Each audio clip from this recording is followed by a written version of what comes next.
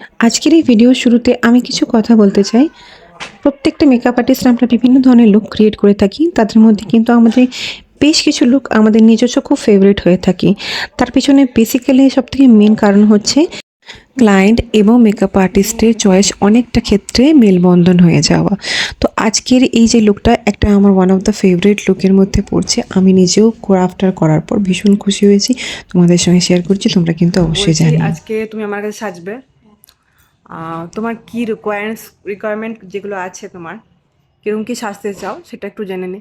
আমি একটু নিউডের মধ্যে সাজতে চাই, হালকার মধ্যে, বেশি ডিপ না। আর আচ্ছা এমনি আচ্ছা। তো আপনার মেকআপ খুব ভালো লাগে আমার, আমি আগেও শিখেছি। হ্যাঁ যেমন সাজেছি ব্রাইডাল, আমার খুব ভালো লেগেছিল, হ্যাঁ। তার জন্য আমি আবার সাজতে চাই। আচ্ছা আচ্ছা, ঠিক আছে, চলো দেখা যাক। চলো।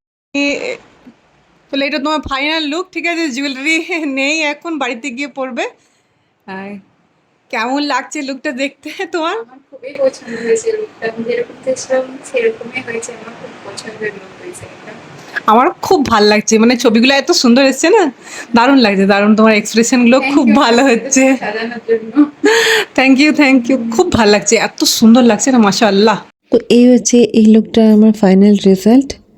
আমি কিন্তু লুকটা করার পর ভীষণই হ্যাপি ছিলাম এবং খুব সুন্দর এসছে। ক্লায়েন্ট খুব সুন্দর ফিডব্যাক দিয়েছে। এবার পারলে তোমরাও নিজেদের ফিডব্যাকটা কিন্তু কমেন্টে অবশ্যই জানিও যে তোমাদের এই লুকটা কেমন লেগেছে।